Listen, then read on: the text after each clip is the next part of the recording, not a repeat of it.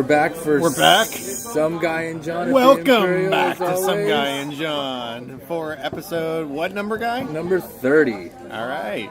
So we got Some Guy over here. I'm John. And it's just the two of us Just tonight. the two of us finally for the past, it seems like 6 months. Yeah, 6 months. It's not. It It hasn't been just only Some Guy and John. It's been Some Guy and John and Rachel and Adam and Steven. A cast of characters. And Toto and the Scarecrow and so. But no, not tonight. Tonight we're still at the Imperial, which and so far, I mean, 30 episodes. Yeah, all of them. All of them here have been at the Imperial. We just haven't found a better place yet. Yeah, every place else is smaller. Yes, it's true. Yeah. But that's okay. Business as usual. Imperial. We saw a movie. We saw it with Adam too. Adam's MIA tonight. Adam is MIA because he decided to take a nap. And he missed 40 minutes of a movie that's slightly He dense. took a nap during the movie. How is he still tired? I was sitting next to him in the middle between the two of you. And he passed out, and I was watching on my watch. I kept looking down at my watch. As soon as I started seeing his eyes close, and then they were solid closed, I was like, all right, start counting. Start hearing snoring later. As soon as I see him move at all, reach for a soda, whatever, popcorn, whatever the hell it was, then I'm like, okay, what was that? That stretch? 15 minutes. All right. 5 minutes later, he's out like a light again. Very sad. You were wide awake. You were... Yeah, because I like the movie. Absolutely. Like I said, I was sitting in the middle. I was also in the middle. Yeah. Adam could not be bothered with this movie. And unfortunately...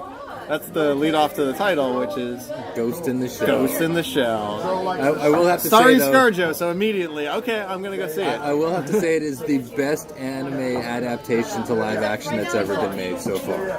I haven't seen as many as you, but I would agree with that. The two that stand out are Speed Racer and Dragon Ball Z. Yeah. Okay, well, yeah, I'll tell you, I'll agree. It was better than those two. I did see both of those, and Speed Racer was horrible. Balls to the wall, make the anime in live action. It was too much of that. There you go. It made it look pitiful after a while. It was just pitiful. Yeah, and Dragon Ball Z was just a... I didn't make it through all of that movie. It was just horrible every step of the way. I didn't even choose to watch that movie. I was at somebody's house and somebody was watching it, and I didn't even get a chance to walk out on it before they turn it off and say, wow, this thing sucks. I don't particularly like, I'm not into Dragon Ball Z. I felt bad for the fans while they were watching, that this was their representation. That's whose house I was in at the time, was a fan, hence why they got that movie. And I was like, well, I guess I'll never know if it was any good. Yeah, apparently it wasn't even worth trying. With this movie, I saw it once. No, I saw it twice. John saw it once. Yeah, you saw it twice. Yeah, I saw it. First time I was like, okay, this is really cool.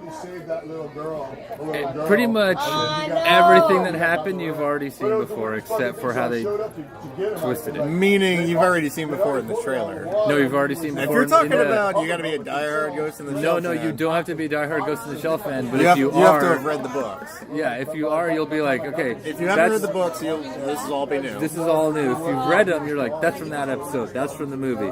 That's from this. That's from that. Which is going to come up a lot in my rewrite. If that's what they were going to do, they could have done it a lot better.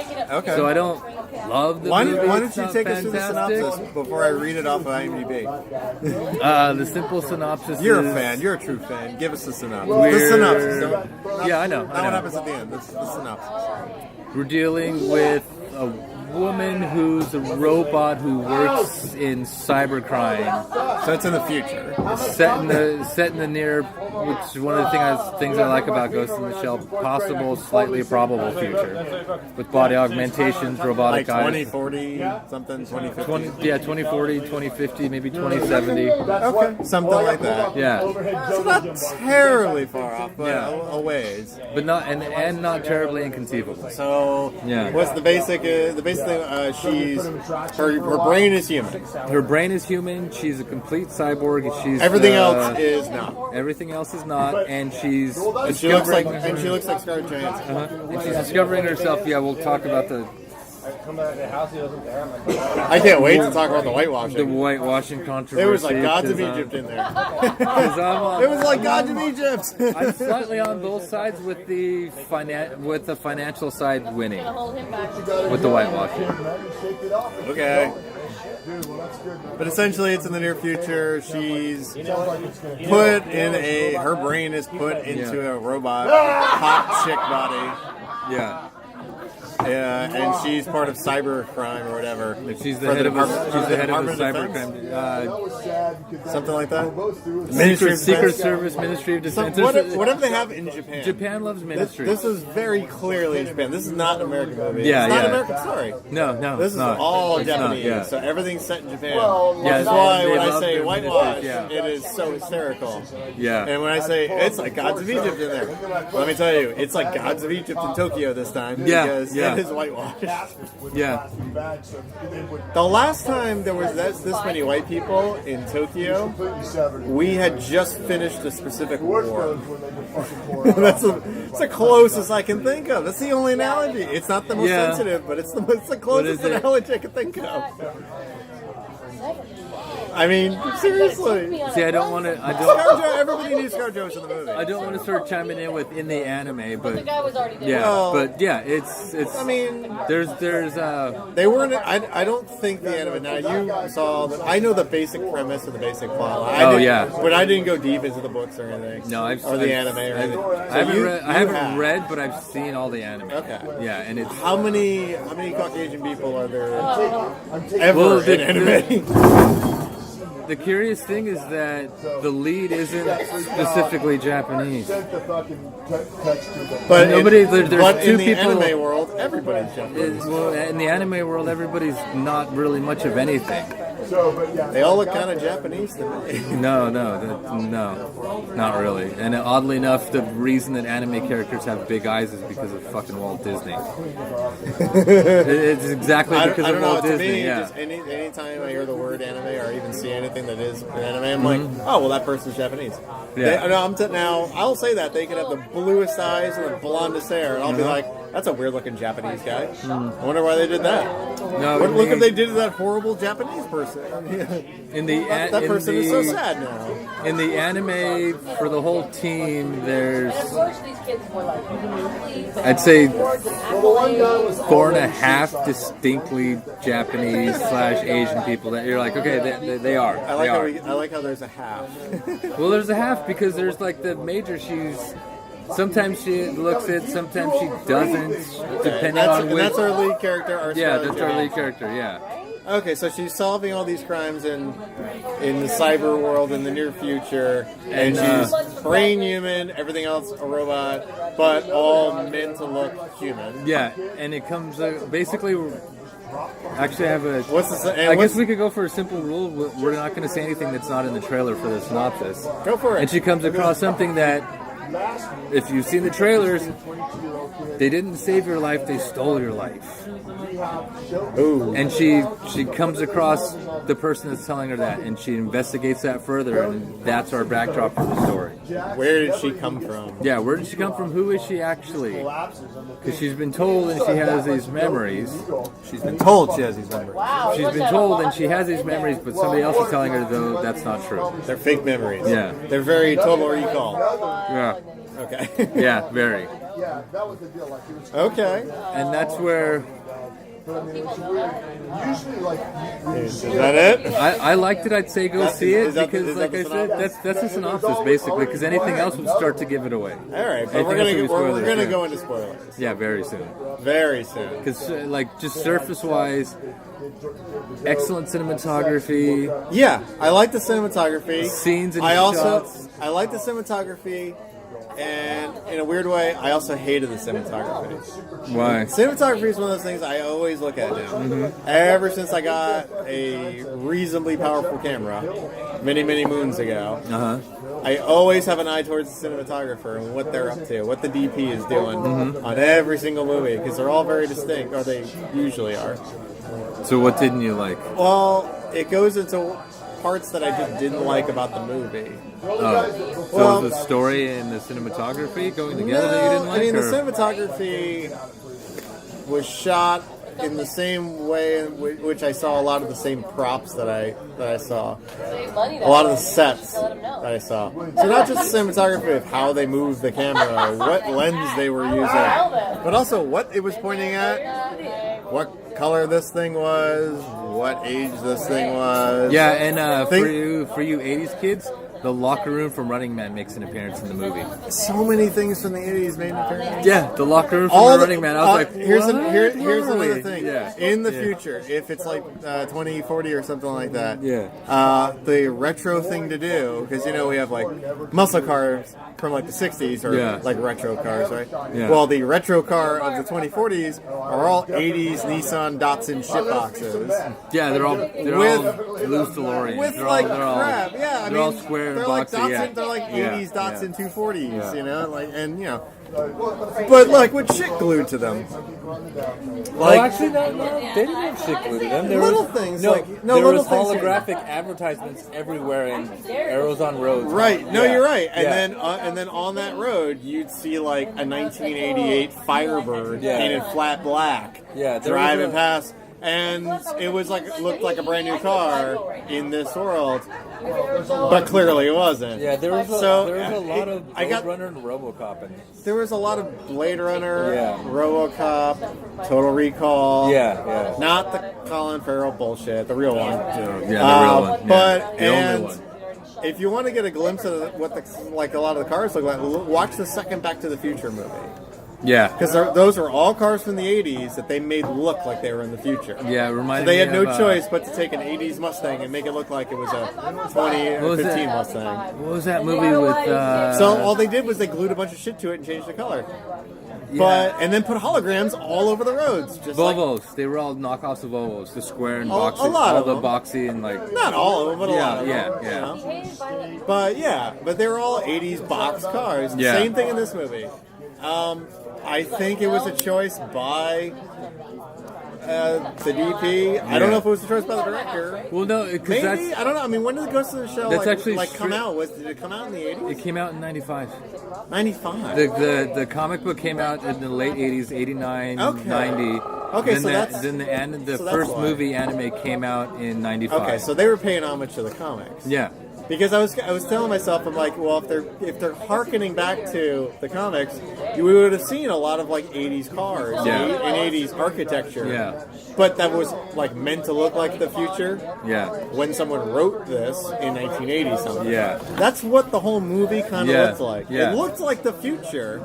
If you were in 1988 and you were imagining the future. Yeah, it was... That's what it looked like. See, I really love the world that they lived in. No, I liked it, but I liked it in a stupid nostalgic way. I didn't like it in a, I'm impressed way. Yeah. I liked it in a way of, I remember Back to the Future, too.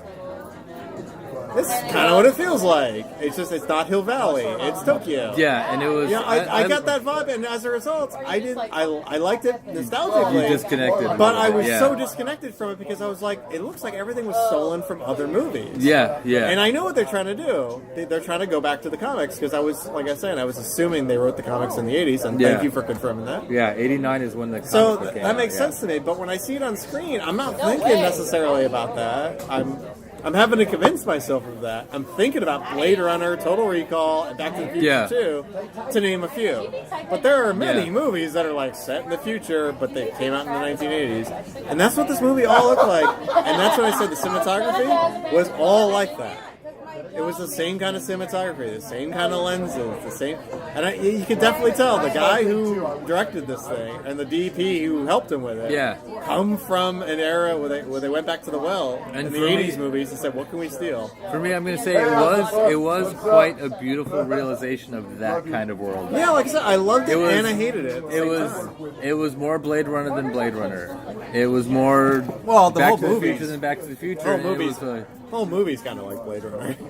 Yeah, I mean, to be fair, it is. Ghost in the Shell is kind of like Blade Runner. Yeah. It kind of is. Especially when it's a replicant chasing down another replicant. But see, the thing is, the philosophical undertones are more for everybody, not just for the replicants. I know. We're getting a little off topic, but actually on topic, because there's a... No, I think we're... Like, Ghost in the Shell is this huge philosophical metaphor for existence and reality and possibility. I know, because but of technology, and that's why it's so... That's why I know, but that's... love Ghost in the Shell. No, I know. And that's why I like the movie. Yeah. I don't know. I fell apart from specific stuff about it. Yeah. I got the story, and I was amped about the story, but the way it was shot, the way this movie was written, not the books, not the comics, not the other movies, the other like the anime. Talking about those because I haven't seen them, so I can't tell you for sure. I can tell you for sure. Okay, well I can tell you this one didn't hold up to my expectations. Yeah, it just did. Adam fell asleep. He was pissed when we walked out of there. Me and him went off in another direction. Yeah, I was hanging out with my friend. Exactly. Yeah. We went out the other exit where we're talking to each other, and I was like, "What'd you think?" He's like, "This piece of shit! I can't believe it." He was pissed. I mean, he fell asleep through 40 minutes of it.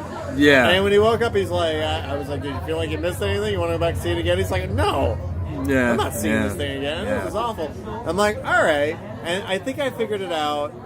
At least I think I know why. Uh-huh. I think it's I don't think it was terribly the best acting I've ever seen. It just I don't think it was. Well, see, I think Scarlett did an okay job. I won't say she did a bad job. I wouldn't say it's her best, but I could definitely see she was trying and she did an okay job. Everybody else in the movie kind of fell flat for me. Nobody else really stuck out. Nobody else really said, "Wow, that guy's going to go for like best supporting." Wow, no, not even close. Everybody just kind of showed up, and it seems like they were boxed into a contract deal where they had to show up and they had to do this movie because A, they were either cheap enough, or B, they had a contract with the studio and they had to do it, and they just had to fit the character whether they were right for the part or not. I got the distinct impression not everybody in this movie was cast for that role. They were actually just told by the studio, "You're going to use this person, you're going to use that person." I didn't get the impression that a director sat down, looked at the script, and said, "Yes, I want this person for sure." I got the impression a bunch of producers said, "You're going to use this person, now make it work with this person." I think it was. I didn't get it. I think it was a little bit of both. You know, like when Spielberg makes a movie, you can tell he picked everybody specifically. You can tell, like him and his casting directors went out and looked for specific people. This was the complete opposite for me. I got the impression this was like forced on some of these actors and on the production. No, I didn't. None of the actors. Impression. They were getting a paycheck, but no, I didn't get that impression. I got the impression that what I got was. Well, I can't really explain all those other blasé performances. See, what I got was. I didn't. We're making a movie. Actors show up for auditions or whatever. It's an anime movie. You have an infinitely smaller pool to choose from. So you're taking the best of what's there, knowing, and then once you read through the story, knowing that a lot of you are going to be name dropped and background dressing, and that's it. That's all they're going to be. Maybe because the movie, can you name the two or three? Let's skip up the spoilers. Can you name the 2 or 3 lead characters in the movie? Well, there was Major. Okay. Okay. I forget everybody else. Exactly. No. I forgot the guy's name. He was Hato. Thank you. Otto or Bato? Bato. Okay. Yeah. Bato. Yeah. It was written, but they showed it really quickly, so I didn't catch it. Yeah. It was right above her name. Yeah. In that little shack. Yeah. The actor who plays him. Mm-hmm. Wait, no, that's Kuze. What? No, the other. The guy with the eyes and the white hair. The white flat top. No, the guy with the longer shitty hair. So, yeah, the other guy. Okay, that's the guy who was also in that shack. Yeah, has okay. His name. Yeah, okay. He was a runaway like her. Yeah. Sorry, spoilers. We're getting into that. We're in spoilers. Yeah. He was a runaway. She was a runaway. The Hanto company or Hanto company. No, the Hanka, which is just, Hanka, whatever. Hanka, whatever. It's just the Hank Hill company. pick these people up, Honka Robotics, pick these kids up that are going to be runaways. Nobody gives a shit about them. We're going to take them and we're going to rip the brains out and see if we can put them into robots. Yeah. And you know what? 98 out of 100 are going to die, but guess what? 2 survive. Mm-hmm. Major was Scarlet. Yeah. She not only survives, she thrives, and she is their greatest success. There's this other kid who kind of like half makes it. He's almost there. He kind of can... He makes it because he rebuilt himself after they threw him away. Right. Yeah. They junked him, and he kind of like put himself to get back together. So he's kind of... He can barely kind of get around, but he can get around a little bit. Anyway, the actor who plays him played Jimmy in Boardwalk Empire. And he played one of the leads in the movie Bully. Yeah, and apparently back in 2000. Yeah, and apparently he's an actual asshole. He is a fantastic actor, and I hear in real life he's a total asshole. Yeah. Just like you said, I've heard this. I don't know this. Yeah. If I ever meet him, I will be totally cordial and nice just to see, and give him the benefit of the doubt. But I've heard like when I have IMDb this guy, and I'm like, what's this guy's name? What else has he been in? And then when I Google his name, someone is like saying, oh, I worked on a production with him, and he was so a piece of shit. Yeah. I hear it's because he's one of these like real method actors who really gets into a role, but he's not famous enough to get away with it. To be a dick about it, yeah. Right, Yeah. so he just acts like a dick when he's playing a dick, and everyone's like, you're a dick. And he's like, no, it's a role, fucker. Mm-hmm. And they're like, wait, is that you saying fucker to me, or is that the dick saying fucker to you? Well, it doesn't really matter. A dick is saying fucker to you, fucker. Anyway, yeah, I hear stories like that. But everything I've ever seen that kid in, and he's good. I can't see him a kid. He's probably like 40 years old now. But I still looks like a kid to me. He's got the baby face. Everything I've seen him in, he is amazing in. And I'm always curious, why doesn't this kid get any more roles? Why isn't this kid on like all these movies? And I can only think it's because of these bad rumors. Because he's never put being a dick aside for long enough to get a big role that he gets a box office draw on. I mean, that's what I'm thinking logically from the outside. He was on like 3 at least seasons of Boardwalk Empire. Uh-huh. I can only imagine they may have killed him off. They eventually killed him off. Spoilers, because maybe he was a dick. They just wanted him off the show, but. I don't know. He was amazing in the first few seasons, and like I said, he was in Bully. He was great in that movie. Yeah, and he's great in this movie too. He is. He really is. Yeah. And as far as performances goes, Scarlett did a really good job. She did an okay job. Not her best, but she did an okay job. I think he gave the best performance in the whole fucking movie. And he had one of the smaller parts. Yeah, I can agree with that. He had one of the smaller parts. I think he gave the best performance. I can agree with that from the outside viewpoint. For me, she gave a good performance because I understood as soon after the opening action sequence, I understood exactly what they were doing and exactly the way she was acting and exactly what her direction was. It can get lost. Like it did get a little bit lost on you because I know where they're coming from because this movie isn't the movie. This movie you read the books. And I didn't read the books. I watched all the anime. You watched all the anime and everything, so you're caught up on all the different altered stories and everything. So this all makes sense to you. For a first time viewer, I'm going to tell you, I was not impressed. Yeah, I know you were, but this was was a fan service movie. Yeah, it was complete fan service. That's what I got. Yeah. I got this is a fan service movie. So if you like Ghost in the Shell, watch this movie. But if you're brand new, don't bother. Watch the animes and everything and try that first. See, I wouldn't Adam dropped out. I was losing the story every now and again because some parts that seemed like way too predictable turned out to be very predictable, and other parts that were obvious, let's say, to you, were completely oblivious to me. I'm like, wait, what the fuck? What is that all about? That doesn't make any sense. I would understand if that's a surprise, but that doesn't make any sense. Yeah, but I know you didn't skip a beat. I saw you. No, there's a basic template to most Ghost in the Shell stories in the anime, in the movie. I don't know about the comics. I haven't read them, but I do have them. But in the anime and the movie, they followed it. It's a basic premise where they follow that template. They're the good guys. They can do whatever they want. They start out investigating a crime at the behest of somebody who's trying to fuck them over, and the people that are trying to fuck them over wind up being the bad guys. No, I got that. And that's exactly what the movie followed. the problem that I have with the movie is all the movie did was take this part of this episode, that part of that episode, take it from the movie, maybe take a little bit from the comic book. It's kind of a blender movie of Ghost in the Shell's storylines and plot lines. That's why I liked it.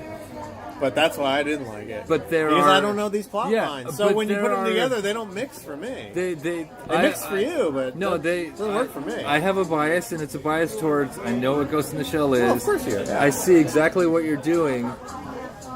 My biggest problem is what I'm why doing. Why don't you take? You mean me? What I'm doing? No, the I'm story. Not doing anything. No, the story. Oh, the story. Okay. The story. You were pointing at me. No. For the audience, he was like motioning to me. Like, what was I doing? I was sitting here. My biggest problem is why didn't you take these other plot lines and throw them in this blender? Because they're so much better. Because they're a subtle detective story. They're one subtle clue this way, and you can tie them all in together. And when I do this rewrite, I'm going to have to take a break in the middle because it's not a one-sentence rewrite. It's huge, but yeah. No, you see, I think I'm not going to do too much on the rewrite because I don't have the material. Yeah, there wasn't that much there for so you. Yeah. I have only a few key things that I would do to try to save this movie. Yeah. But not a lot. Admittedly, not a lot because not seeing a successful version or knowing a successful iteration of this like you do, I don't know a hell of a lot of ways that is going to make any sense out of it. Yeah. But the basic premise is she goes looking for... She goes hunting a criminal that's hacking people's brains. There you go. Yeah, I can completely do this breakdown. She goes looking for a criminal who's hacking people's brains. She hacks a robot that he had hacked. Who? That our criminal has hacked. The person that she's hunting. We're looking for this master criminal. Yeah. She finds out where he is, goes after him, has a conversation with him, which leads him to know things about her that she can't explain. So she like basically dives, and that's why I say it follows the basic premise of most Ghost in the Shell stories, but it's not its own story. Stick to the movie, but you have to pretend like it is. Yeah. So she digs deeper into the little bit of information that she's got, still with her goal of catching him. As she uncovers more information, she realizes that he's not the enemy. She's an earlier iteration of her that was just abandoned and thrown away and managed to survive. So, and I keep having the pull on this because it's actually what happened is the people that sent her off that she's working for are actually the bad guys. Would that be the Department of Defense, the Ministry of Defense, or would that be... That'd be the corporation that's giving the... That'd be the Tonka, that'd be the Tonka truck factory. Yeah, I know. That's why I hated that name. I hated it as... Well, and they said they didn't even bother with trying to. You can call it Tonka or Honda. You take your pick. Yeah, and it was. And did you see that beautiful Honda light? Of course. At the end of the motorcycle, I was like, oh, really? We're doing that, but that's fine. That's fine. So yeah, the people that sent her after this guy. We're hoping that she would murder him or kill him. Yeah. And that would be the last remnant of these experiments. Yeah. Since she's the success, and there's 98 other failures that have happened before her. And it basically turns out that she was lovers with the guy that she's chasing, and they were both kidnapped as runaway children and experimented on, and it all comes full circle. Of course they were lovers. That was very predictable. Yeah. Right, so she realizes that, and she's like, I'm not going to work for these assholes anymore. So all of that, the whole storyline, it is pretty predictable. Yeah, let me try the quick breakdown of where basically everything in this whole movie has already happened in the anime, and the movies, and the TV show. You do this quick? I can jump through it fairly quickly. Time in you. Okay, so our opening scene is generic body being taken off. Our opening scene is RoboCop. Okay. Our opening scene is RoboCop. People around a body taking it off to put it into a cyborg body. She wakes up. You're a cyborg. You're a success. First thing. Next thing we go to is the first episode of the TV show where a bunch of geisha robots kidnap a bunch of officials from a corporation and hack their minds to gain information. Sure, totally plausible. Happens every day. That's the first episode of the TV show. Then we skip up to she hacks into the mind of one of the geisha robots and finds where our bad guy is, which is from the first episode again. She encounters him. He gives her a little nug of information about what you think is true, isn't true, and I'm off. Meanwhile, he's killing all the scientists that created him, and she wants to save the last one that's alive, so she winds up saving her. She also encounters him again and gets more information, goes and talks to the scientist, and then the scientist spills, like, this is a quick version, all this is from the anime. Spills the guts about, you were an experiment. That's the only thing that's not from the actual anime, because she was actually a child in the actual anime. Keep going. But it turns out, as she remembers, as she like goes and explores everything, she comes across the two guys that try to kill her. That's from the movie. Two garbage men come across, try to kill the scientist who she saves. That fight scene where she fights the garbage man is the exact same scene from the movie. He's the exact same character. He's talking about his daughter. Showing pictures of. Here's a picture of my daughter. She's an angel. This, that. That's exactly from the movie. From the movie. Yeah, there's so much in there. There's so much that's actually from it. But skip to the end. She goes back to where she goes and explores where she came from, which is the lawless zone, which is, for you anime fans, the forbidden zone. The lawless zone where nobody gives a fuck about anything, and she goes and finds these glitches. It's the outside of where Judge Dredd lives. Yeah, it's the outside. It's the. It's we don't police that area. We don't go there. Yeah.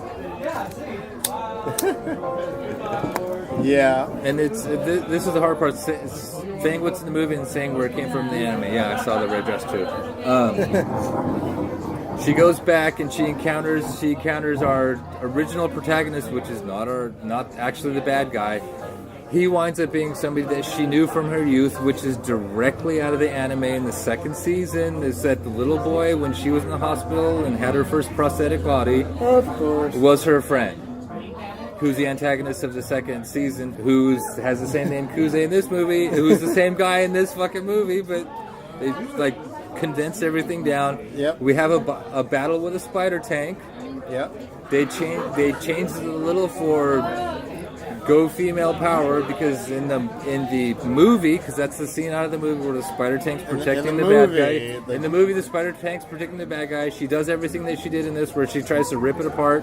In the movie, she fails. In this, she succeeds. In the movie, Bato comes in and blows the fuck out of the spider tank and saves her. In this, she does it all herself. Yeah, because she's Arrow. She's Scarlet. Yeah, and so much so at the end of the movie, when you have the sniper team that's killing them both, it doesn't get to kill her because he comes in and saves her. In this, her friend saves her and shoots down the sniper plane, and it goes down. In the movie, she gets carried off as a husk and explores the World Wide Web. It disappears from the net. In this, she gets up and walks away. She gets up and walks. She gets up and walks away because there might be a sequel. Yeah, there might be a sequel.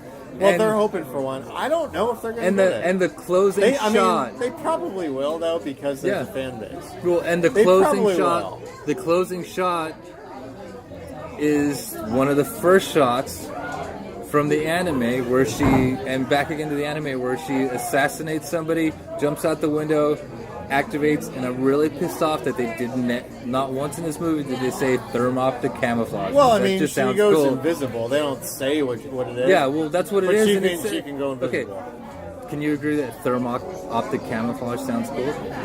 Yeah. They don't say that's what they have. No, missed opportunity. But she does the exact same scene from the movie where she jumps out of the window, goes invisible, runs her hand over her face, and everything disappears, and that's how the movie ends. No, it's cool. Perfect setup for a sequel, and I'm happy about that because I would love this to turn into a franchise because, we'll see. Like I said, it's the best anime adaptation ever. As long as it makes money. Which studio put this one together? Paramount.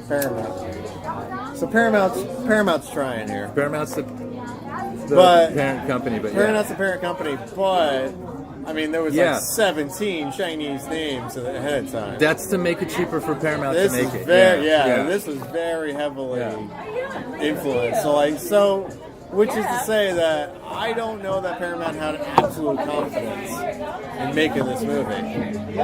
That's anytime I see that, where there's like 17 different like Chinese production companies ahead of time, all people who pushed in money, obviously. It's gotta all be in an effort to make it cheaper for whatever parent studio. Well, with this one, I see it more as all those other companies pushed in money because they know the potential of the property. You're taking the nice guy side. You're giving them the benefit of the doubt, huh? Well, I'm saying Paramount said we got the rights to make this movie. Let's make this movie. Who else wants to join in on it? I'm gonna go with the skeptical no, side. it was all financially motivated. I'm going with that. It made it cheaper for Paramount, but it also these other companies got in because they know that what Ghost in the Shell is and how great it actually is. I hear you. I don't know if the theatrical version of it, in this case, is going to be what the studio really wanted. But they figured, hey, if we make it cheap enough. Yeah. I don't know. It's kind of a red flag. It's kind of a red China flag. Yeah. When I see like 17 different companies come in. Well, that's to make it cheaper for Paramount and to make it easier to distribute worldwide. That's why the lead. I understand there are several movies. There's several movies that I really love that do have a Chinese production company here and there because, hey, guess what? They have our money. Yeah. Why not? Why not get something back in return? I'm not going to complain about it. Well, the fun thing about it is... I am going to complain about it being kind of a red flag when I see so many in the beginning. Yeah, when you watch... then it goes to a studio that I haven't really seen anything...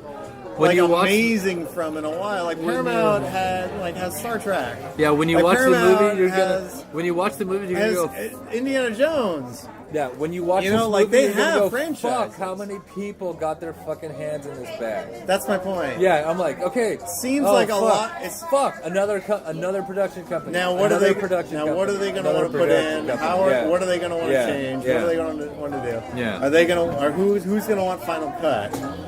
So I usually get that impression. Like, oh no, this ain't gonna be. I did like that the head of Section 9, the head of the division, only ever spoke in Japanese. That was kind of cool. Yeah, I didn't like how he gets to kill the bad guy at the end and not her. They stole his gun from another character too. Yeah, I gotcha. I didn't like how the old guy that we see every now and again. He's the one who actually gets to do the coup de grace for the bad guy at the end. He gets. I didn't like that. And it felt like a little unfulfilled. Like, why didn't she get to do that? Well, that's a problem too because that's a problem too because as a fan they would never do that. He would be arrested. He would be arrested. His company would be broken up and sold off. As a moviegoer, who's like seeing this, like theatrically and really being exposed to it for, kind of the first time, pretty much. Yeah. I mean, I had a basic skeleton and outline for the Ghost in the Shell, but enough to make me want to see the movie. Yeah. But as far as actually like seeing like a 2-hour-long version of it, being enthralled into it, this is really like my first real attempt to jump into this world here. Mm-hmm. I was less than impressed. Yeah, and I was really disappointed.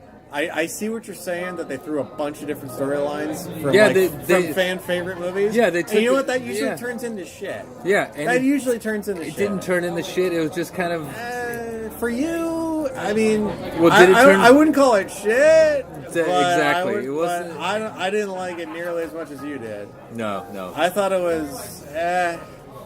I mean, me personally, as someone who isn't invested in this series, I'm left thinking, and this is unfortunately, it's a reasonably forgettable movie. I'll have the visuals of it. Yeah. But as far as the plot and the storyline, it is a beautiful movie. It is beautifully shot, and like I said, I love/hate how they shot it. Yeah. But, in hindsight, I see what they were going for. I know, okay, this stems from the look of the comics, which were written at the late 80s. Yeah. So, okay, I see that. I understand that. It's why when you watch the first Michael Keaton Batman movie, and you're like, why does everything look like such shit? It looks so old. Isn't this like 1988? Like, why does everything look like it's 1978? It's Tim Burton doing The Dark Knight Returns. Because Tim Burton is going back in time with the comic books that he saw. Yeah. And that's the way Gotham looks. Yeah. It doesn't look like it's 1988. It looks like it's 1978. Well, Gotham and Metropolis are the best and the worst parts of New York to the extreme. Yeah, exactly. Yeah. And in their respective time timelines. Yeah. But it's like looking at that. If you watch that movie now, it's super dated, but you love it because it's the fucking. It's actually a good movie. It's The Dark Knight. It's and Batman. This is actually kind of a mediocre movie for fans. It is. Yeah, it's a mediocre movie for fans. This is why I know you like it. I'm not going to fault you for that, but this is why you got to do me the same courtesy and say you understand why I didn't really like this movie. No, I completely understand. And I wasn't really blown away by it. Yeah, because there's this for me is not a franchise starter because doesn't make me want to see a sequel. This reinforces your love for this franchise. No. I was going on a whim. You can't wait to see a sequel. I figured. No, I want to see a sequel because I want to see them do it better because there's better in there. Okay. This isn't like, they made a Ghost in the Shell movie. See, I thought... No, this is, for me, they made a movie that doesn't fucking just suck. Okay. I'm happy with the math that you're giving it.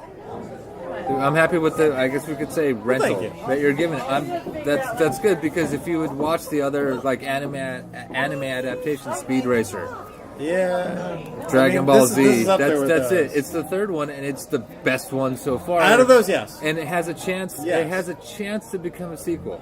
Yeah, I mean it's going to come from that strong fan base of people that already love the storylines. Yeah. It's got to come from that. Yeah. I don't think it's going to come from brand new people that they're roping in. No. I don't see that happening. But yeah, I could totally see it coming from like an existing fan base that says that's going to go see it multiple times. Yeah. And say we love it, we can't wait to see it. Yeah. I got some big gripes with it. It was whitewashed to hell. I knew everybody on the planet knew ScarJo was going to be the lead. Everybody knew that. Yeah. So I knew that going in. That didn't bother me. It, I figured, all right, let's put a big name actress in there. Yeah. She'll do a good enough job, and I'll forget that I know already. This is a Japanese story. Yeah. I'm going to forget all that because they're going to put a big name up front. She's going to do a hell of a job. Now, do you want to? Everybody else though, like the fucking garbage truck man, were white. How did that work? Yeah, I know. The dudes in the future in Japan, the garbage truck guys were white, blue collar workers. Listen, if you see a white guy in Japan now, that's a duplicity. They're either a soldier that's stationed there, or they got a white collar job. They're making buku dough, and they're living there because they're working for like some big bank or something like that. And they're working out of that office. There's no blue collar white guys just slumming it around Tokyo. Yeah. So I didn't buy. That was the last straw for me with the whitewashing. No, that was it. Because half her team, most of her team, is all white. Makes no sense to me because they weren't like created for some reason to be white Caucasian people. They weren't created. Yeah, and they threw in. They were just they were just that. I told somebody at work today. I said they threw in an English Cockney speaking chick who was never in the anime at all. And I'm like, I figured, I figured that came from a storyline or something. It didn't. It made no sense to me. This is the first thing. Then it doesn't make any sense. This is the first thing I thought as soon as I saw her. Even on Thursday, I was like, England's not a big enough market to justify putting this character in. Yeah, but they think it is. Yeah, it will be. Yeah, I guess. And I'm like, I guess. I thought that came from an old story, like you were saying. No, but I guess not. No. Well, then, fucking lame. Even in the anime when they went to England, that character didn't exist. There was no Cockney there was no English drive talking street person in the show ever. For me, as soon as they went to the guys who make like $6 an hour or whatever, garbage truck piece of shit, blue collar guy, you could tell these guys like down living in the slums, low class, written all over their dirty faces, their dirty Caucasian faces, speaking perfect English. They were hicks. Well, I'm like, what the fuck are hillbillies doing in Tokyo driving garbage trucks? It just seemed so weird and out of place, and it just gave me that impression like, wow, Paramount really wanted to put enough white faces in there for some reason, I guess. In the actual world, them being that could work. In the movie, they weren't. No, they were Japanese guys. In the world, they could work, but they didn't. They gave you a beautiful world to look at, but they didn't build it enough so anybody could be anybody. It looked pretty, but it's built like shit. Yeah, I'll give you that. Yeah, basically. I'll give you that. It was like, oh, this is fantastic. This is amazing. Give me something to make me understand why people don't matter. All right, so You know? that what you just said. This is fantastic. This is amazing. But give me some reason to think why people don't matter. Yeah. I'm going to take the don't out of there and replace it with do. Give me some reason why these people do matter. Yeah. And you know what? That's my summation for the entire Yeah. movie. This is fantastic looking. This is amazing looking. But I don't understand why I really. So I didn't really. I mean. See, I'll say this. I mean, I signified with the correct people. I signified with our protagonist, and Yeah. and I sympathized with her the whole time, and I was like rooting for her the whole time. Sure, but everybody else, I was kind of like, Yeah, she was. I really didn't care anymore. The only problem I had was that she was a little bit too much Peter Weller. I thought her boss was going to be the bad guy.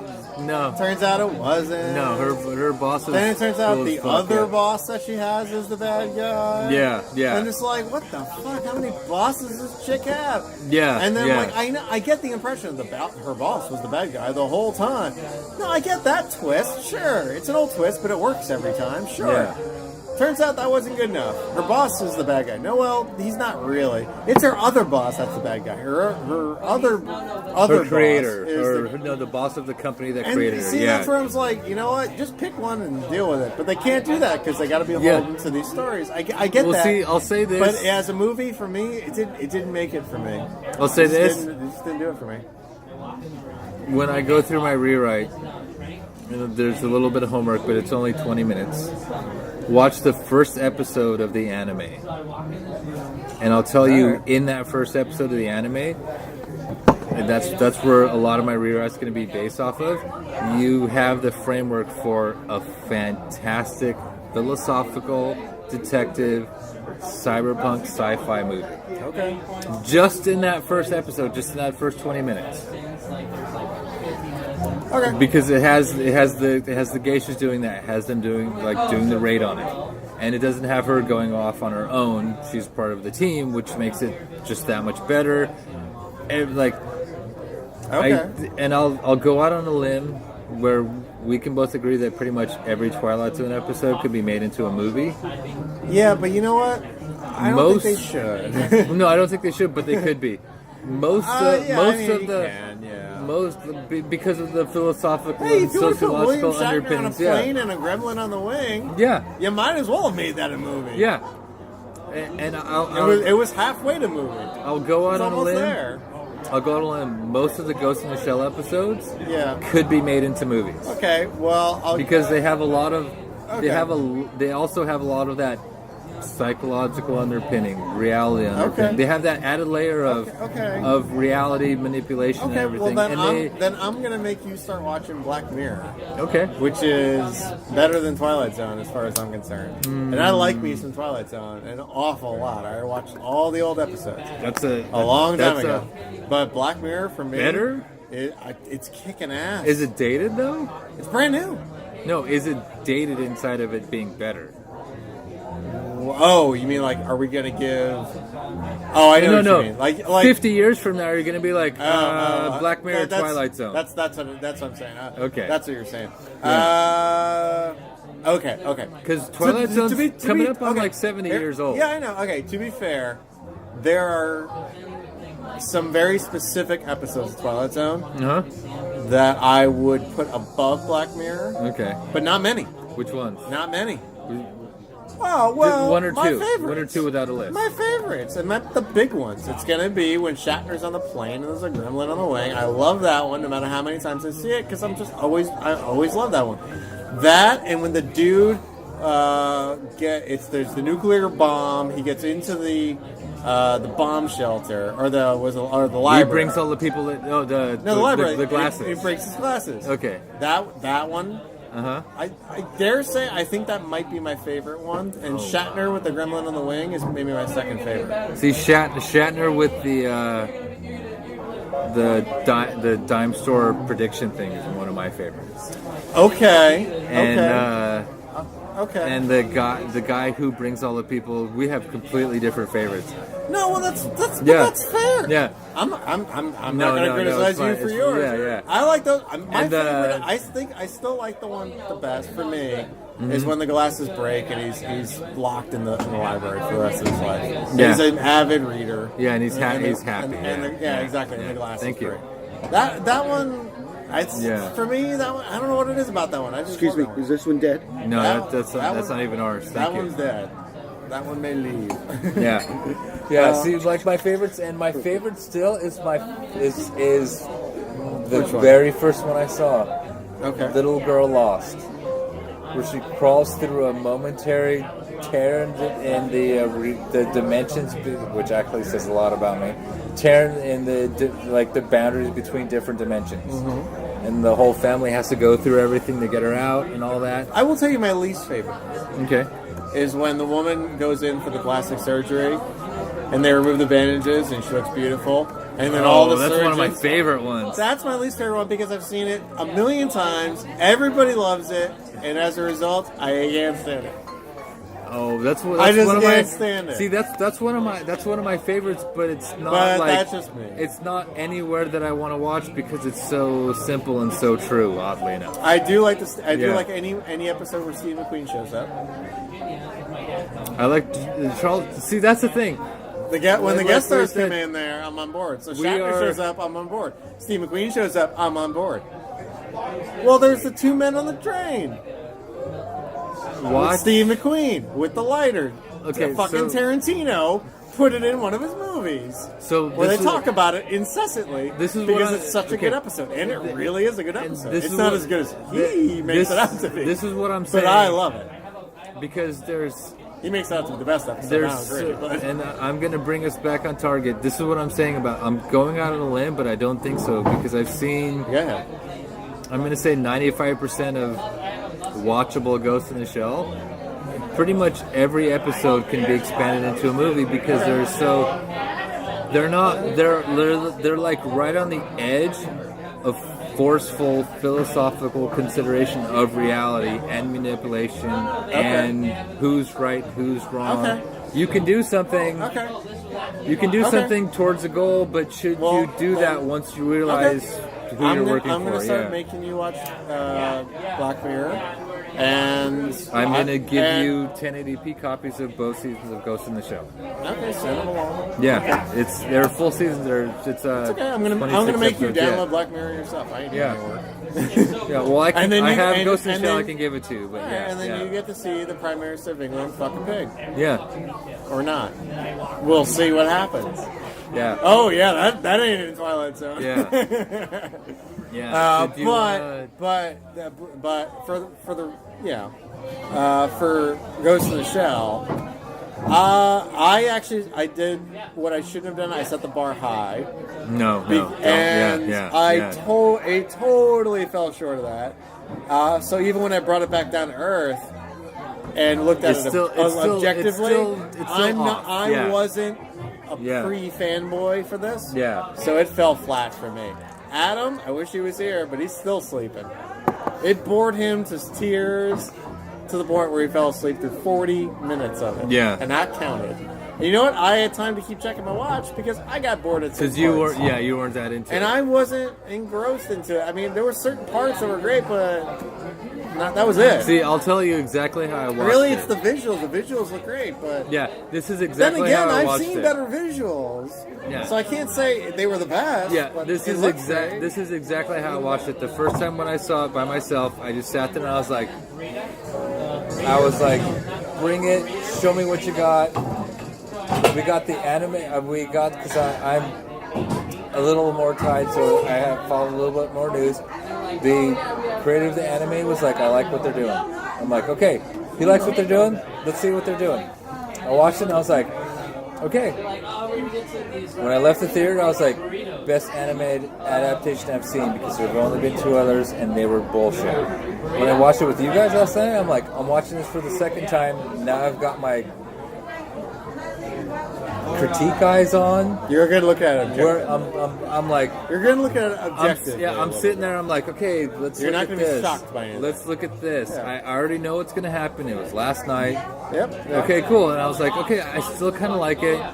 Dude, I still say that. I see now more exactly what you're doing with plotline, part of the anime, part of the movies, part of the TV show.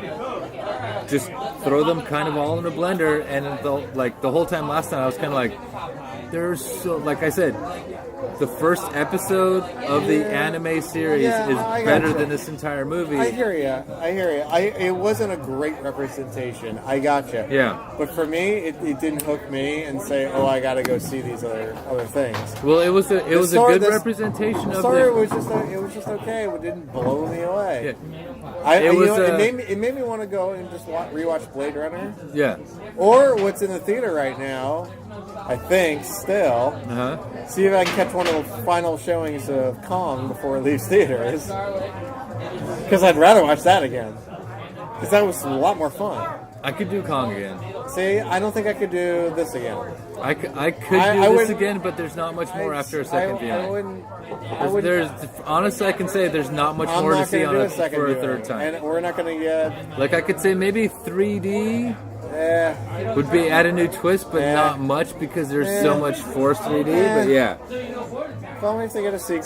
See, I'll watch a sequel with you, but that's only because I've seen the first one with you, and we'll do it. But I'd say I'm not geared out. Like, I wasn't blown away. Like, oh, I cannot wait for the next one to come out. It's not that for me. See, for me, what's between good and great? Good and great. What's between good and great? But not bad, because that's kind of where I am. It's like it's not great, but it's a little bit better than good because it does a watered down version of it exposing you. Want to grab your cigarette set? It was. It's a really watered down version of this universe. It does a good job at showing that. I don't trust you on that. But because it's so watered down, it loses you. Yeah, it doesn't make me want to go read the book. It doesn't make me want to go see the other, like the TV shows and shit. It doesn't make me want to do that. It just doesn't. It tries it, but you can see it coming. That's kind of the problem. It didn't make it for me. I don't think it was a terrible movie. It's totally watchable. It's but it actually didn't blow me away. It actually I'm just very meh. It has the same problem as Life. It needed 15 more minutes of character development. Needed more of that for me. It needed just 15 minutes would have done a lot more. I needed another 45 minutes of character development and actually what story structure and what it actually needed was foreshadowing. What it needed was I need a lot more than what it needed was 6 months later. Yeah. And our lead character saying, "Why am I doing this?" I would need the writer to ask. Yeah, that's how and then the director to say, "I now know why we're doing this." Yeah, I just saw I saw confusion in this movie. Do you want to skip up to rewrites? Nah, I did all my rewrites. Okay, I mean, I want to see her get the bad guy in the end, not her boss, and I don't want to see it whitewashed. I think it's a waste of time. Do you want to go into the whitewashing thing? No, it was Gods of Egypt. That Gods of Egypt part of it, where it was totally whitewashed. I hated that. Well, see, for me, No, I wouldn't do that. It's not what I was expecting, and it's not what I wanted to see in this purely Japanese story. Just give me the Japanese characters, the Japanese actors. Hey, listen, I will keep watching the battle royale movies, no matter how many sequels they make. If they eventually make another one. And no matter how bad they get, I will keep watching it because I know it's a Japanese story. It's intriguing at the beginning, and then it just keeps going on and on with more pointless violence. But I don't give a shit. I'm going to keep watching it. What they would actually do to ruin that movie is to make it with white people. Okay, so and that's why I didn't like the Hunger Games. Hunger Games. Okay, because it was a watered down battle royale with white people. Here's the simple. But that's what I saw. Here's the simple, easy way. By simple, you mean short, or is this simple? It's going to go on for an hour. No, it's very simple. Can you keep it short? Name a Japanese actress that you would want to see in a lead role in a movie. Lucy Liu. Oh wait, she's not Japanese. She's Chinese. She's half Chinese. Okay, that's still actually an actor because she's on her whole CNN life saving people kick. Wait, what? No, I thought you said an actress you want to see in this role. No, a working actress that you'd want to see in this role. Name one, but okay. Oh, well, I mean, a working actress I want to see in this role. I mean, I wouldn't really object to seeing Lucy Liu do this, but I was okay with ScarJo doing it. Because everybody, the whole like, so here's the thing though. The whole lead up until all the trailers, everything that you were seething over, like I can't wait. All of that, all prepared us for Scarlett Johansson. We all saw it. We all knew it was coming. I was fine with that part of that one part. Name a Japanese actress that could play. Everybody else. Name a Japanese actress that could helm a worldwide $110 million movie. Do they have to be Japanese, or they can just be Asian? Oh, Asian's fine too. Okay, I go with Lucy Liu, and then Margaret Cho, and then Margaret Cho, the comedian. I'm just naming off fucking Asian women. Okay, well, no, actually though. I honestly that you could drop the name that somebody else would be like, I'd go see her movie. Honestly, I think you could drop Lucy Liu into this and it'd be fine in any role, and it doesn't have to be the lead. It's fine, but you could drop Lucy Liu into here to just name a working Asian actress. Or Asian American actress, sorry. You could drop her into any one of these female characters' roles, and it would totally work. And she's a seasoned actress; she'd be fine at it. See, I don't. So that's just one example. But you know what? I know what you're reaching for, which is, well, we need big names to be in this movie because we need to sell it. Aside from Scarlett Johansson, who else did we have that was big name? We didn't. We had Beat Takashi, who's big in Japan. Yeah. We had the guy from Game of Thrones who played Bato, with the white hair and the eyes. Okay. So, okay. But he was Asian. No, he wasn't. Wait, which guy with the white hair and the eyes? Which guy I'm thinking about? He got his eyes replaced. That guy. You know how they had had the recurring line, say something nice? Yeah. I would have recast him with somebody else. Yeah. No, he was good. But the thing is, the only one I can think of is Michelle Yeoh, and she's not a name that enough people know to be like, I'd go see her movie. Yeah, but here you go. There's not a lot of like big, heavy Westerner names in here. Yeah, there's really not. So the argument of, well, we need these big, heavy Westerner names to be in this movie, there weren't really. There was just Scarlett Johansson. They blew their wad on her. Yeah, and they didn't really have enough money to get anybody else that was big. I'd say so as a result, so. They could have recast everybody else with an Asian actress or actor that maybe we haven't heard of yet, but we will. But see, you see what I mean? Like, why? I get what you're saying. You're pointing out the fact that we don't have that many Asian or Asian American actors and actresses that we are well known off the top of our head. You know what? This would be a fantastic vehicle to introduce. See, what I'm doing is to us. This would be a great way to do it. What I'm coming from a strictly financial, pragmatic side is like put Sonny Chiba in there. See, what I'm saying is get this movie made. And right now, I don't know anybody who can disagree with the statement that this is the best anime adaptation of a movie. Get that made. Let's turn anime adaptations into movies into the new superhero movie thing. Look, it worked with this. Look, it worked with that. Then we can come back later and cast them the way people think they should be cast. They're doing them like superhero movies. They're looking at they're looking at the comics that have a big following. Yeah, and then they're pushing them in to movies. Yeah. Now it doesn't necessarily hurt them that they were also this one was also anime. Yeah, but they're looking at here's what sci-fi nerds are into in droves. Let's make a movie out of it. Guess what? It worked with all these other comic movies. Why shouldn't it work here? I get that, and it's fine. I'm not saying they shouldn't do that. Yeah. I'm not saying they shouldn't. I'm just saying that when they pick up on something that's made in Japan, set in Japan, all the actors are Japanese, and all these books. But I don't know. To whitewash it makes it into Gods of Egypt for me, and that immediately turns me off. See, it's not for me. You're going out on a limb because you're seasoned. You could see, well, in this comic book, this guy was white. This comic book, this guy was black, and this guy. You know all this. What I know of this is a Japanese story that's set in Japan with Japanese characters. Well, see, what you know and there's all these white people around inexplicably, as far as I'm concerned. I'm the guy that you need to convince, not you. They already got your money. They need mine. They need yours. They're not going to get it when they do stuff like this. But they got your money. Okay. Your opinion is you're sold already. But here's the thing. To sell me. No, here's the thing about your opinion. And that would make a difference for me. No, here's the thing about your opinion. I don't like it when they whitewash it. If it was a better story, would that whitewashing be a problem? it would still be a problem. I don't know. Would it drag it down if you were like, holy shit? If your position was, I really want to like this movie, but I have a problem with the people that they cast because the story was great. It's not a either this or this. Mm-hmm. It's not that. Uh-huh. If the story was better, I would like it better.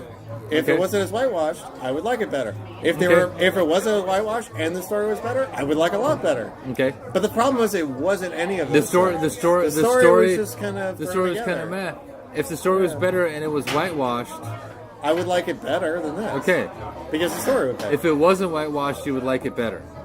If it wasn't whitewashed, I would like it better. If the story was better, I'd like it better. If it wasn't whitewashed and the story was better, I would like it a lot better. But now we're talking about almost a totally different movie. Now I'll take a direct parallel. You guys have a good time? The first superhero movies were horrible. Clean all that stuff you guys left me there. It's all good. The first superhero movies were horrible, but they got made. They were completely outside So you're of the naming source specific material. movies. Which movies?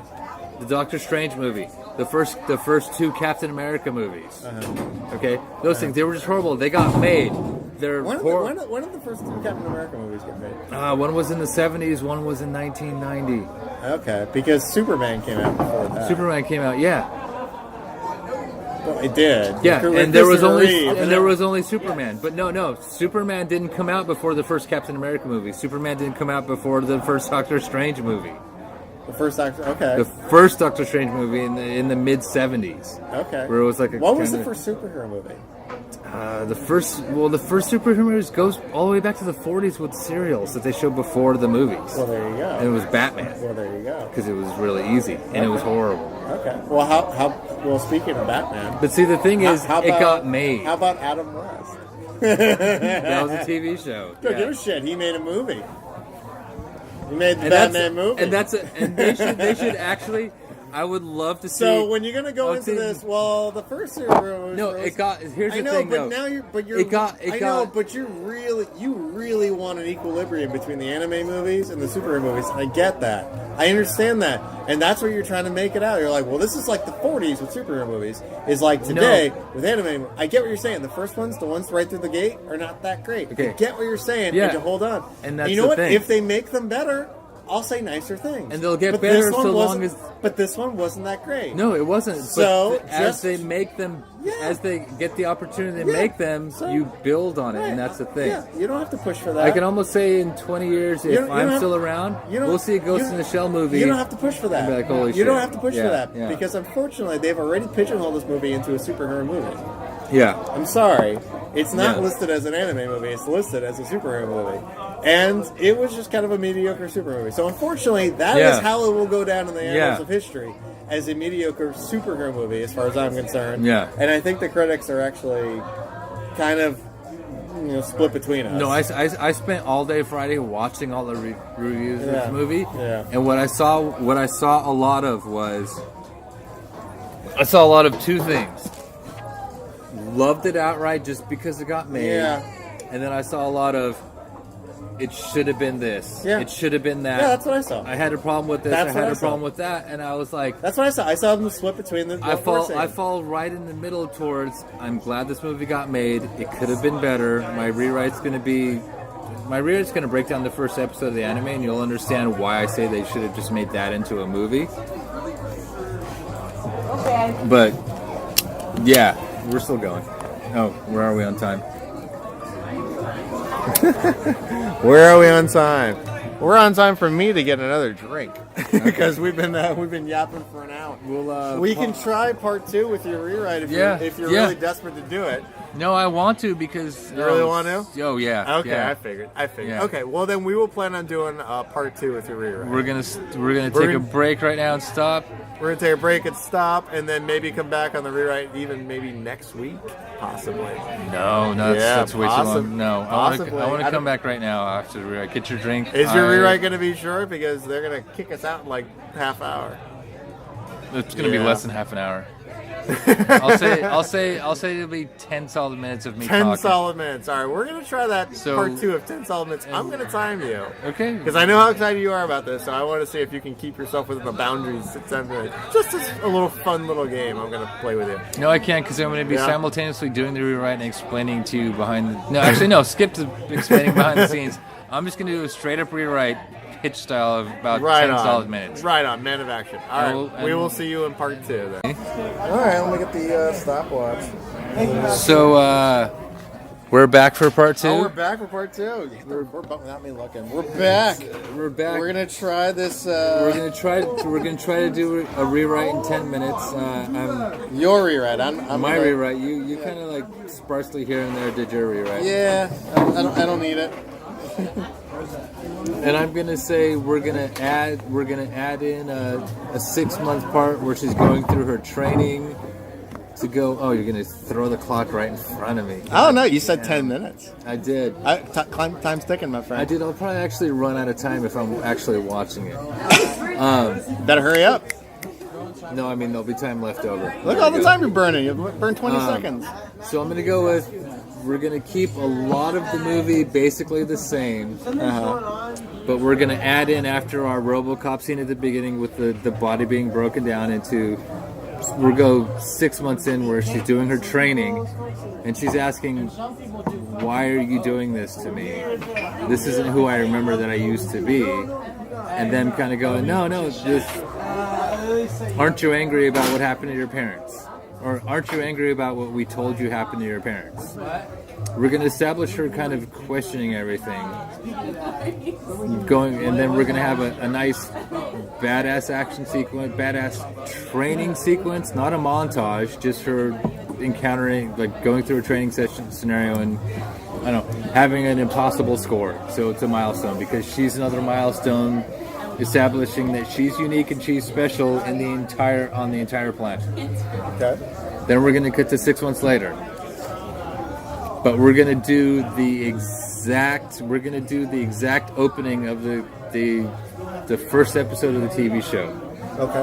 Where everything starts out kind of the same. She's on a roof, she's examining a situation. She's told her team has to go in, not just her like recluse and wild. Mm-hmm. They go in. We actually get to hear the beautiful phrase in the TV show, thermoptic camouflage. Everybody turns it on, runs in. She's leading, and she's doing the same thing. She's plugging the robots here and there, just shots here and there. There's no break through the window. There's no that. It's really subtle. And like the first episode of the television show, the robots are taking advantage of somebody who likes to brain swap, who likes to put his brain in somebody else's body, because that's a possibility. They just don't have cyborg bodies entirely. They're like, in the future, our brains are, some certain people's brains are encased. They can move them into different bodies, but they're not complete cyborg bodies, just other people's bodies. Okay. Think of it like your brain has a case that you can take out and put in another body. I'm with you. But that's a completely human body. So our criminals taking advantage of that to steal somebody's brain.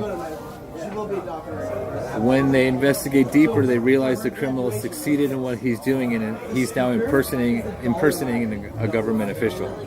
Okay. That's where you get your detective, kind of subtle, kind of simple detective story. Okay. That leads into something bigger, because as they decide to let him go, knowing they're monitoring everything he's doing, he's not killing people, destroying anything. He's only gathering information, and they see all the information that he's gathering. And she comes up as the first successful, viable cyborg out of this company in that information. She decides on her own to start investigating that. Okay. Outside of the team, kind of on her own time. She's still doing her job. We'll throw in montage type scenarios of how badass her and her whole team are. So we'll do that almost like backwards character building. Like she goes to work, she does all this shit. It's a badass montage action sequence of the whole team doing something. Then she comes back, and then we get back to the detective work where her and her team are following this guy, but they're only following what he's doing. Right. We don't see any of it. Just like, oh, he's done this now. We have complete tabs on him. We have complete control. We don't have complete control of him, but we have complete tabs on him. We know what he's doing all of the time with no gaps, so he's not doing anything. And she's following him, gaining all this information, noticing that more and more he's looking into what created her. Right. I'm with you. Yeah. So. I got you. Shit, I'm halfway through already. Oh, good. You're only halfway done. Yeah. And basically, it breaks down into we ease off of how badass the team is because we're establishing how well they work together in these montages. Like, we'll say there's 5 members on the team. Each montage highlights a little bit of one character and their connection and the way they work, like the way they're a part of making this mission come complete. Okay. They all have something to contribute. They all have like, oh, we should do this. They do that, or the team comes together. The sniper throws down and saves the team. The mostly human guy throws down and saves the team. That kind of thing. Like everybody plays their part in these montages. There's slight background dressing, but we saw the beginning of Suicide Squad. Yeah, you know better, but you build up how they're actually a cohesive team. Sure. And we come to the end where he achieves his goal of finding out how she was created. Okay. And we almost do it in her thing, and she figures out how she was created and finds out exactly what happened to her. Everything's completely laid out. Then we get the nice like Mindcom scene where she's like, I need your help taking this corporation because this is what they did to me. Right. Then we have our big non-montage action set piece where we see what the teams have been doing the whole time come together as they infiltrate this company. And it's literally the kind of another definition of badass where Sniper's doing his thing, taking out people so they can progress. Computer guy's hacking his way through. Somebody's literally hacking the minds of the people in there so they can just walk into the front door. They're called different names. It's a whole like almost kind of like an Ocean's 11 kind of thing, almost like a heist kind of spy movie. All right. But with the already established badassness of this whole team being implemented for her to achieve her goal. And just like the anime, we don't kill the bad guy. We arrest him and make him pay for what he's done to all these other people. You throw him in jail. Yeah, you throw him in jail and you destroy his company. You don't just kill him. Yeah, you act like Batman. Yeah, basically, and that's what I want. That's what I was hoping they would do with the dumbed down thing, but that's what they could have done, and that's what I'm hoping to see in the future. Because the whole team is completely, in the anime, the whole team is completely badass by themselves. Okay. Like, you gotta... And it's kind of funny. You got like she's like the penultimate conglomeration of everybody, but she can't do it by herself. And if she has to do it by herself, she's completely rogue and risks not being able to pull it off. When you add the team in there, they're kind of bulletproof. You got Bateau, the guy with the eyes, the big buff burly cyborg guy that'll bust through and break through anything. I like him. You got her. She can do all her wizard stuff. You got like the hacker that will hack through all the systems. You got the kind of shady guy that will like get a guard to betray them to get them in. And he's got his buddy who, if he can't get the guard to betray them to get in, knows somebody else like the cleaning lady that will like betray the company to get them in. It's like it's the beauty of the whole thing is it's a huge team that comes together and are fucking unstoppable, even if you thought they've lost. Okay. Because if you thought they lost, that was part of their plan, so they could keep going. Like Ocean's 11. Yeah, that's what I was hoping for, and that's my rewrite. Would you want to watch that movie? More than the one I saw. And would you want to see that team do other things completely established? More than the one I saw. Yeah.